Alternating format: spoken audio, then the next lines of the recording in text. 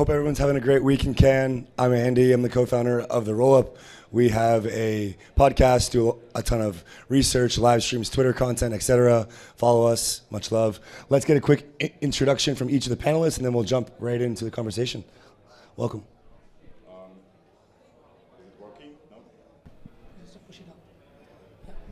Mic check. All right. Hi guys. So my name is Antoni. Thanks for having me. Key account manager at Cookie Free. I joined the team like 2.5 years ago. So I saw all the ups or the downs. Now we focus on InfoFi with the release of Cookie Snaps. We've just onboarded 6 project. The mindshare is growing tenfold after the release. We've also just finished the campaign with Spark. Their TGE went successful. Yeah, so that's a short introduction from my side, and I'm happy to talk about InfoFi.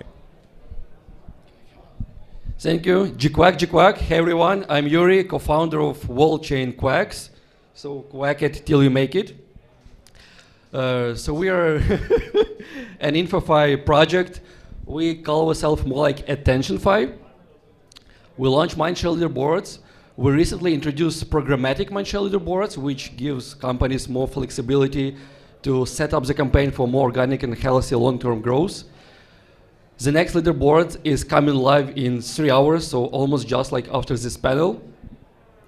And yeah, that's mostly it.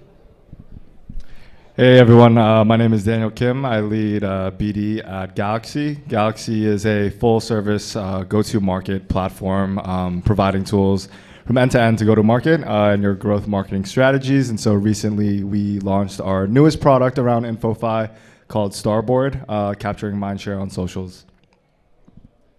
Hi everyone, I'm Joyce from EVG, and also we just founded a chain called T-Rex. It's building on arbitral orbit. It's a chain aiming to get user distribution, user retention, all in one place for our dApps. So it's also a very kind of Asia-focused chain to begin with, and then EVG is one of the top builders in Asia. We have a team of 300 people, and we own all the kind of distribution resources, networks, all in Asia, and from Korea, Greater China, Singapore, Malaysia, all the kind of users you want for your consumer apps. Awesome, guys. I think like the 2 main tracks of thought today, I'm sure we'll kind of, get into some other conversations, but one is just around the differences in why InfoFi platforms have taken off and succeeded compared to other types of marketing platforms over the last couple of years. And then 2, kind of how we think about this next transition from mindshare to actual user product adoption on chain, and kind of thinking about more like conversions actually. So kind of in this first lens of thought, a potentially spicy question for you two both here first. Why do you guys think that people have villainized questing platforms but pedestalize InfoFi platforms still? Quick answer from my side, because InfoFi platforms, they can categorize accounts by actual influence, by smart followers and many other metrics. So it's not like anyone who gets these actions gets the same reward. It's heavily categorized and it has many exclusivity levels. So it's more incentivized, it's more attractive for people with some level of influence, for people with some level of like reputation. Is the higher influence, the higher reputation, more attractive because more exclusive for this type of group. So it's like the more influence you have, you get more rewards. Not like everyone gets the same. So it's one of the core principles of this. Yeah, so if I may add, we are also a data analytics company. So whenever you launch any campaign whatsoever, we can tell you, all right, what are the wallets that came to your DApp? What are the Twitter handles that came into your social ecosystem? We can analyze those. And it turns out that Quest platforms are way more easy to be botted. The median net worth of a wallet that comes from Quest platforms is around 0.1 USD. 90% of them did not do a single transaction and across EVM chains, and that's where we specialize in. So meanwhile, InfoFi, all right, it can still be botted, because there's an economic incentive, so there will be always bots. It's inevitable, but we actually can analyze the value that they provide retroactively. And Yurii mentioned, for example, smart followers. It's really difficult to get, for example, 100 smart followers. As you may, for example, experience, right? Building your own personal brand and building a podcast, it really takes time and effort. And meanwhile, with Quest, anyone can set up, I don't know, 10K IPs, 10K wallets, and just go for it if they have technical capabilities. Anything to add there, Daniel or Joyce? Yeah, I would agree with the sentiment that they both had just shared. I would say also earlier on, there weren't many measures in place to filter out a lot of these bots. And so with InfoFi now, projects have better informed decision making on who they're distributing maybe some of these rewards to, instead of maybe distributing X amount of money to 10, 20, 100,000 users who they don't know who these users are, and then the real users at the end of the day kind of get diluted out of those rewards. And so I think InfoFi is really helping kind of making these projects have better information on who they're distributing to. Yeah. I think InfoFi is also one step forward to help us understand our users much better. I think in the last generation of chains or ecosystem, we're not really thinking about the users that much because the tech is so kind of costly, inefficient, and we spend probably the last 5 years, since earlier on of blockchain technology to solve the tech issues first. But we are really at this point in time where the tech is so commoditized, the tech is so standardized now, everyone can kind of complete a transaction in such kind of efficient and kind of cost-saving manner. Then we started as an industry to really think about our users and really think about what users want and where they come from, and also start thinking about users like all our kind of Web2 counterparts. For example, like a game, for example, like League of Legends or like PUBG, they know precisely how much a user could spend, from Southeast Asia, from like North America, from Turkey. They know exactly to the cents, kind of dollars and cents of how much the average ARPU of like a regional user is. And we need to start thinking about all of these things from like in that kind of precision manner as an industry as well, because we are so used to incentivizing our users by airdrops, by incentives, and we got a bit lazy in terms of like how we think about our users. But I think the innovation with InfoFi is great because it starts profiling users and like start labeling them, how much influence they have, how much kind of followers they have, how much smart followers they have. I think it's a great kind of pushing of the boundaries of start thinking about the users in a much more precise manner. Yeah, I mean, I've definitely noticed it from the lens of, growing a Twitter account the last couple of years. You see people that have these massive audiences and followings, and you don't actually ascribe that much value to some of their content, or vice versa, people with large audiences that you ascribe a lot of value to.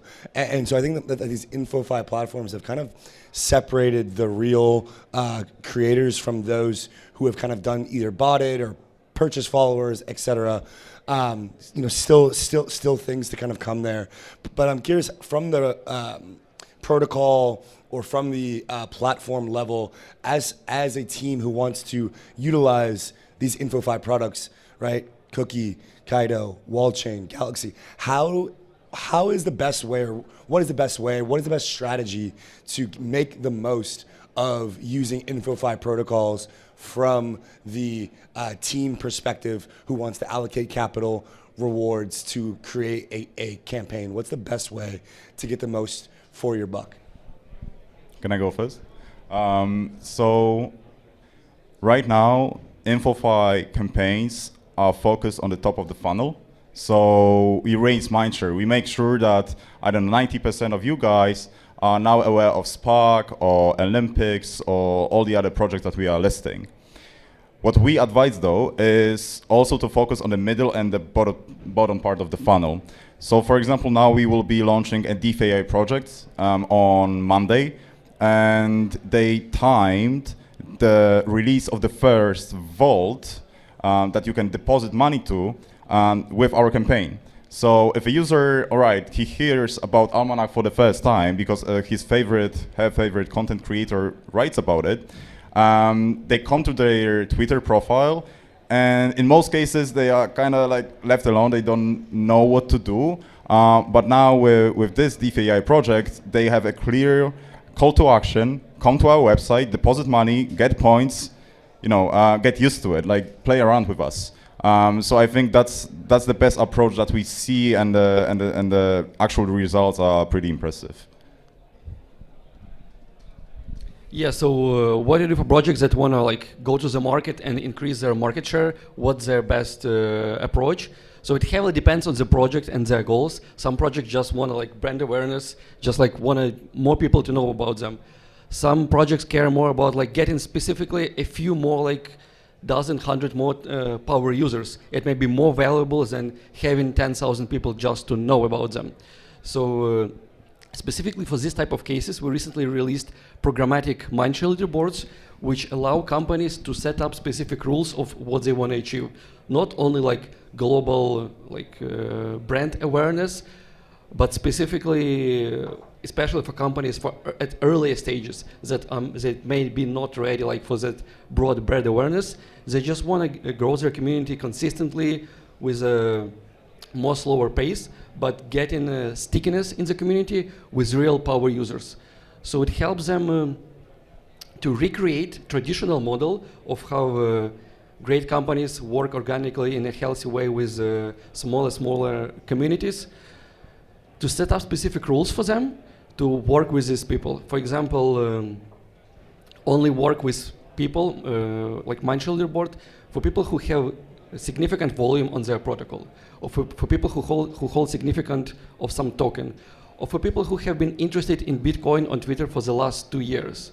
So it may be like a bit smaller approach, but more organic and for long-term, like aligned for long-term with people who are ready to stick in the product and in the community. Yeah. Yeah, I would also agree with Yurii that it is project dependent, but with our product Starboard, so it can be a standalone product where you are capturing the mind share of the content that users are putting out on socials, but we also support on-chain analytics as well. So, depending on what your protocol is or maybe what your KPIs are or your OKRs are for that month, we could actually analyze any type of on-chain activity. And so you could also pair that with our questing platform, right? So you could, direct users to do specific actions on-chain, right? And then those actions on the quest can then populate on the Starboard on-chain analytics side. So we have 2 projects right now that are DeFi protocols.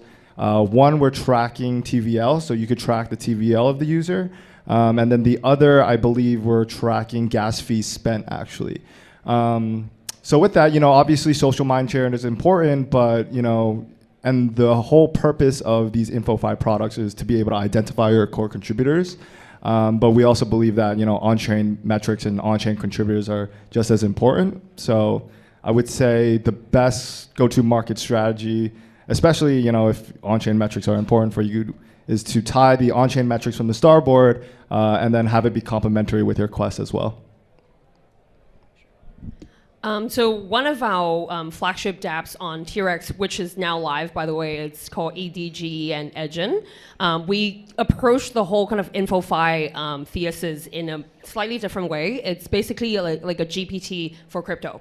So it's like a verticalized AI tool that's specifically trained for crypto native questions. So if you go on Edgen.tech, it's already live. It's basically like a Perplexity kind of layout features where you type in any kind of, what is cookie free, what is Galxe. It will basically tell you all the information about both the token prices, the on-chain metrics. So we integrated 200 plus APIs onto an existing LLM so that the AI tool is much more verticalized than your Perplexity or your GPT or your Grok, because the large models would never be as crypto native as like a verticalized tool. So how we work with projects now is that you can think about this AI tool basically like a search engine. It's kind of like a crypto native Google search, for you. So how we work with projects is that we can kind of optimize your SEO ranking through working. So for example, if I say, I type in, what are the kind of best kind of tokens to ape in this week, for example, or what's the best kind of meme coin launches this week, we can work with projects to kind of basically increase the exposure in the search results and also have like different affiliated links so that it works a bit like Google AdSense. So in the sense that we're working with projects for the exposure and especially for targeted people, because these are people who are already searching about either the vertical or the certain assets that are affiliated to the certain projects. So one of the downsides of InfoFi that I've been personally experiencing over the last several months is the increase in the amount of people saying something for the sake of saying something rather than because they truly have something worthy of saying. And oftentimes when you have this incentivization mechanism to create content, there's going to obviously be people who have try to game it, which has already happened. You see these long threads with like individual project names kind of mixed in, and basically what they attempt to do is use some LLM to create content that will fool, in this case, Kyparus or Cookies or Quacks, right? And effectively try to game that system, but also not only that there's just more and more people talking about all sorts of different projects for the sake of incentives rather than either a true belief or wanting to actually be a part of it. And it kind of, if you really kind of extrapolate it into deeper terms, you start to really kind of think about like being above or below this kind of like API line of like whether you're really even operating as a human with original thoughts and motives anymore, if you're just really kind of like slaving to these algorithms and like these AI tools. Perhaps that's a bit of a deep conclusion, but how do you guys think about content creation in this age of incentivized content? Whether it's advice for creators or whether it's your experiences, what you've seen from the protocol level as to how you want to improve your tech, kind of how are you guys thinking about this situation at hand now? And Daniel, maybe you can start. Yeah, I think, obviously you want your users or these content creators to be able to actually do their due diligence on, the platforms themselves, right? And I think we need to go deeper into our algorithms on how we are actually scoring these users or, valuing the content or the content creators. And so, regardless of if they're just putting out content to put out content to get a reward, I think as long as the content is actually helpful to the space and the information that they're putting out is actual useful information and not just like copy and paste slop, then it's helpful to the audience regardless. Now, that's to say we have to, again, fix our algorithms and tune our algorithms to kind of be able to filter out the noise. And right, so like if you're just doing copy paste from other people's content, then we have to, as the service providers, figure out ways on how to measure the actual value of original content versus copy and pasted content. But I do believe that regardless, again, if they're putting out content that's helpful to people, they're learning about these protocols through the user's content, they're doing due diligence on these projects, and they're actually putting out meaningful value into the audience, then, whether they're just doing it because they want a reward at the end of the day, the value is being put out there. Could you just maybe explain the scoring mechanism a bit? Like how, if it's proprietary, it's understandable, but like generally, how does that work? So at a high level, I won't get super into it, but I'll explain at a high level. Our scoring mechanism is based on the engagement that you're getting from other accounts. So those other accounts also have to be then these quote unquote smart followers, right? Or they have to be higher value accounts. So let's say you're getting a lot of engagement, but the engagement that you're getting is from lower valued accounts, then the scoring metric that you're receiving on this content is going to be a lot lower. Can I add quickly on it? I believe it's impossible to fully solve it with algo or scoring because it's like a free market, public market. And even if your algo, like firstly, it's getting harder and harder to detect all of the AI slope and like AI generated on like not authentic content because AI is getting better. And like the most popular writing GPT wrappers are those who help make the content humanized, like look like human written. So it's getting more and more like human. You can detect everything with AI. And even if you detect all of the AI slopes with the algo and with the scoring, it still won't stop people producing junk content because they still hope for reward. There is no quick feedback loop. And some people go even further and run like bot campaigns with thousands of accounts, producing AI slope here and there. So I believe it's impossible to fully solve it purely with algo, because people don't like understand immediately that they are not rewarded for it, and they still hope, even if they're not rewarded, that there will be something will slip through and they will get some reward, because it's cheap and it's getting even cheaper to produce this like AI content because it's like all automated.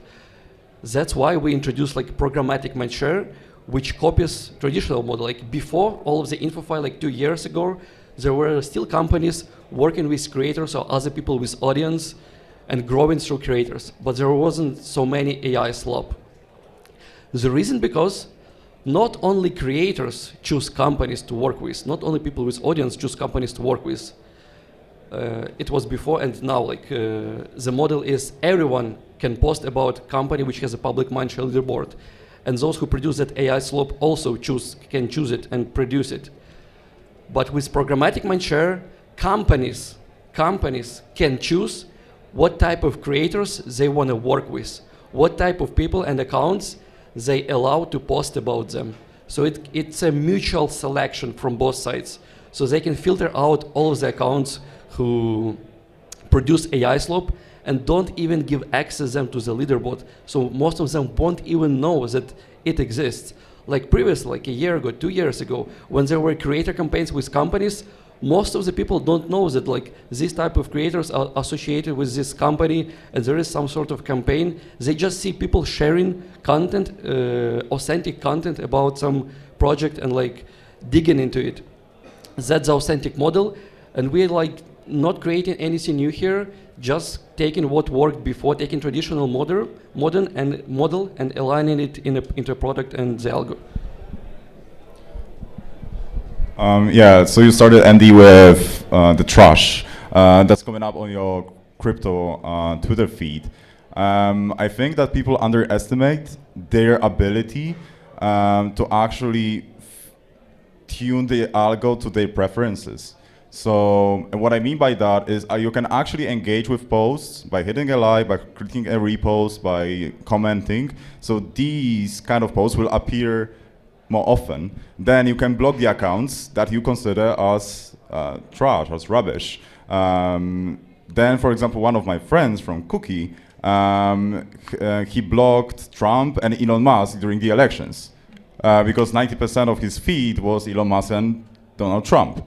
So I think that if we all take the responsibility of what we actually see on crypto Twitter, which can be rubbish, but then it can be extremely valuable with lots of alpha, with lots of knowledge,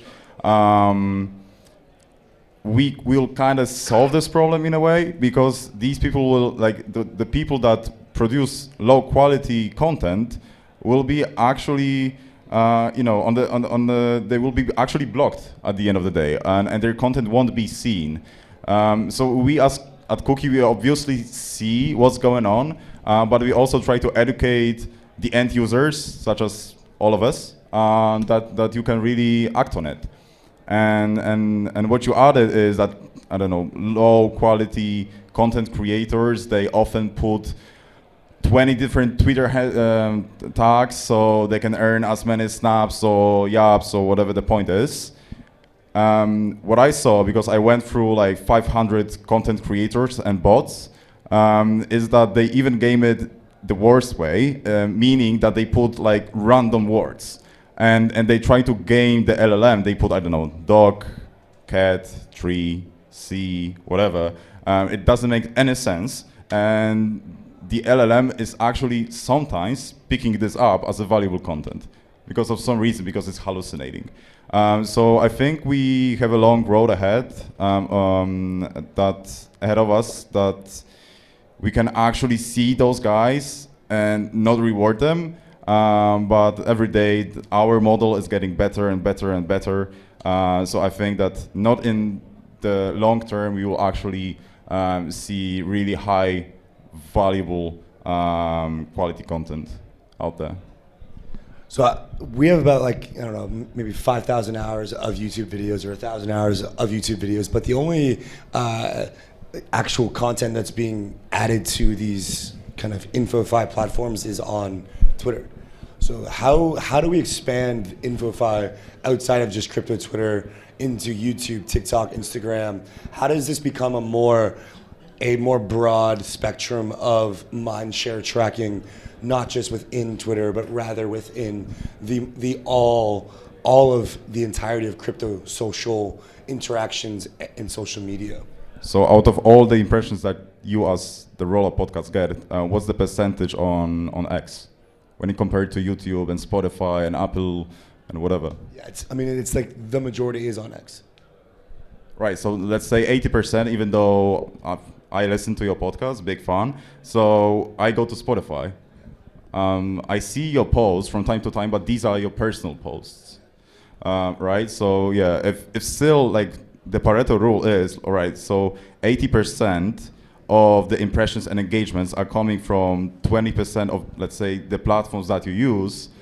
I don't know if that's the most important thing right now to actually see what's in the other 80% because they generate just 20%. I don't know if you get what I'm saying. Does anyone disagree with him?